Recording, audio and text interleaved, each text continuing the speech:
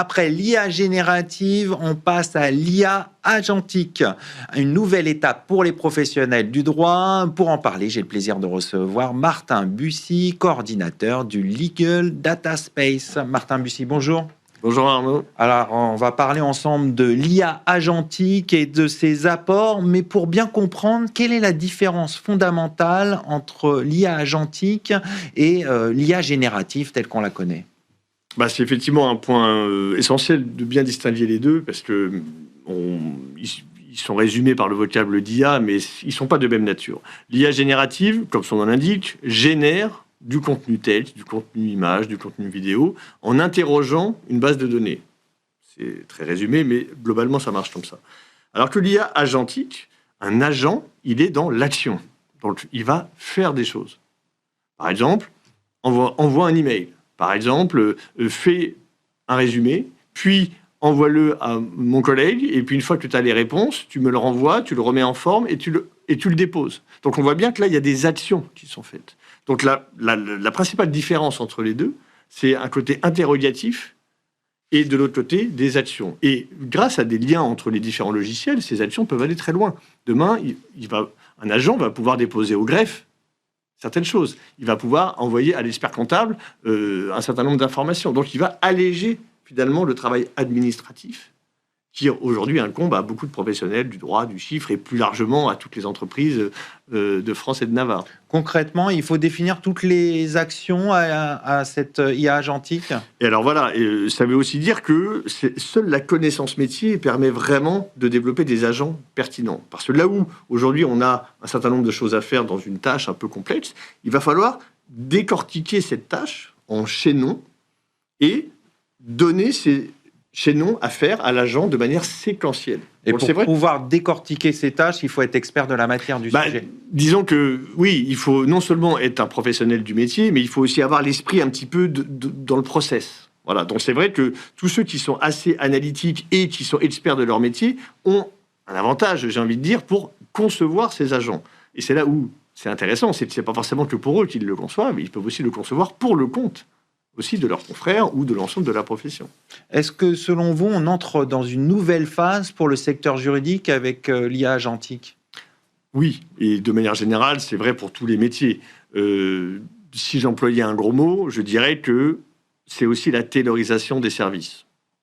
Et donc ça, c'est un concept dont il ne faut pas avoir peur, parce que la taylorisation, ça ne veut pas dire qu'on devient esclave de la machine ou qu'on perd le contrôle. Au contraire, ça veut juste dire que le fait d'optimiser la chaîne de production, un peu comme dans une industrie, on gagne du temps, on se fatigue moins, on va plus vite, et potentiellement, on fait moins d'erreurs. C'est des gains de productivité. Oui, mais ce sont aussi des gains de qualité potentiellement. Parce qu'aujourd'hui, il y a des choses qu'on ne fait pas parce que ça prend trop de temps ou parce que c'est trop compliqué et qu'on n'a soit pas le temps, soit pas l'envie de le faire. Alors que là, puisque c'est une machine qui va le faire, on va pouvoir aller faire des choses que peut-être on ne faisait pas de manière aussi rigoureuse aujourd'hui. Donc, d'après moi, il y a aussi un bénéfice de qualité qui va être attendu.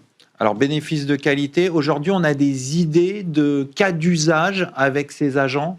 Alors, appliqué au monde du droit, et notamment au monde des avocats, peut-être une petite incise. Le 16 décembre, nous étions avec le CNB, nous avons présenté les premiers cas d'usage et les premiers agents IA juridiques pour les avocats et par les avocats. Et ça, c'est peut-être un point aussi important. C'est assez novateur.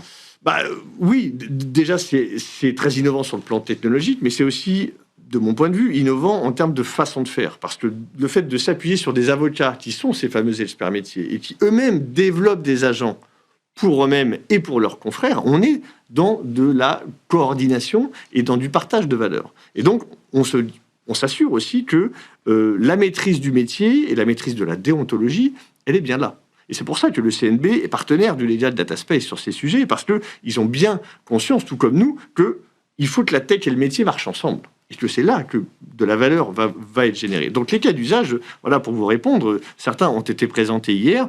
Je peux vous en citer peut-être deux. Le premier, c'est dans le domaine de la propriété intellectuelle et notamment de la recherche de marques. Alors c'est quoi ? Par exemple, Let's Inside, votre marque, lorsque vous l'avez imaginée, vous vous êtes dit, est-ce qu'elle existe ?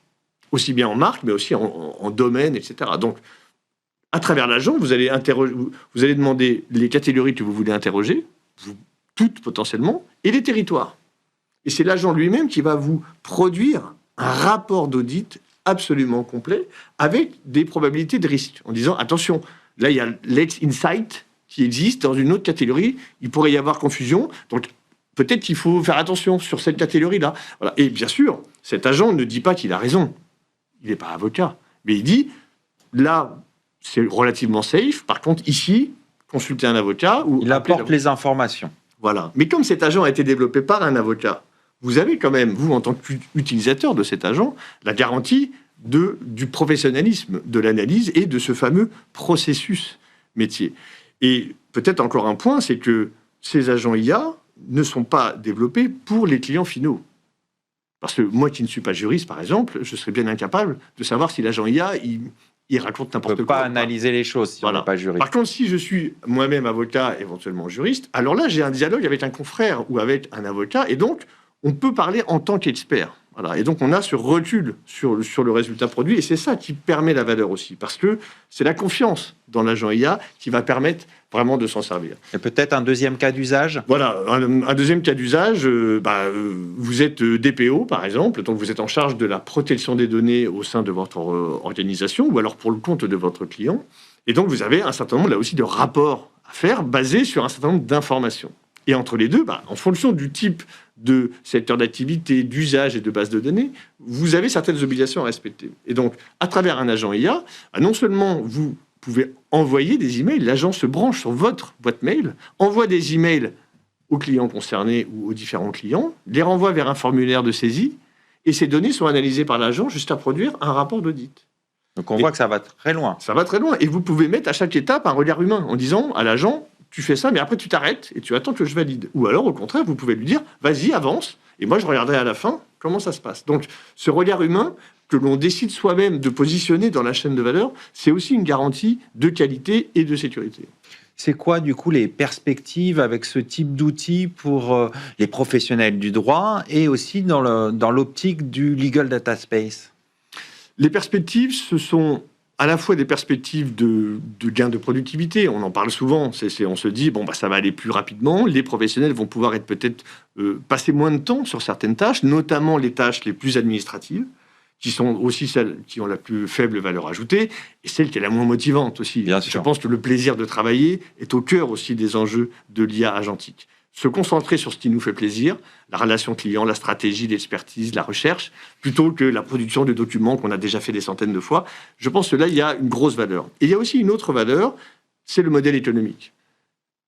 Si vous êtes avocat, et moi aussi, peut-être qu'on ne se connaît pas, mais vous avez produit un agent où votre expertise, finalement, est incluse. Peut-être que je serais heureux de pouvoir utiliser votre expertise, votre travail, parce que vous êtes aussi avocat, et que moi je le suis, et je vais peut-être acheter votre agent. Parce que je vais me dire, plutôt que de l'appeler pour qu'on discute, pour qu'il me fasse un devis, pour que finalement je travaille avec lui, et que ce soit peut-être long, compliqué et onéreux... Là, on a une solution clé en main. Voilà, standard. Et ça ne m'empêchera pas de pouvoir appeler quand même Maître Dumouriez si j'ai besoin de compléments. Et lui, il gagne du temps, parce que ça lui a pris 0 temps.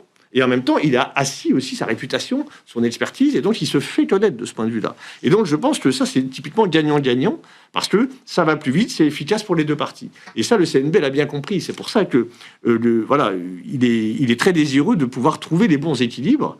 Et bien sûr, le Legal Data Space opère sous son regard, en termes de déontologie, en termes de gouvernance. Notre objectif, c'est que tout le monde soit à l'aise avec ce fonctionnement et au clair. On va conclure là-dessus. Merci Martin. Merci beaucoup. Je rappelle que vous êtes coordinateur du Legal Data Space. Merci à vous. Merci de votre fidélité. C'est la fin de cette émission. Restez curieux et informés. À très bientôt sur Be Smart for Change.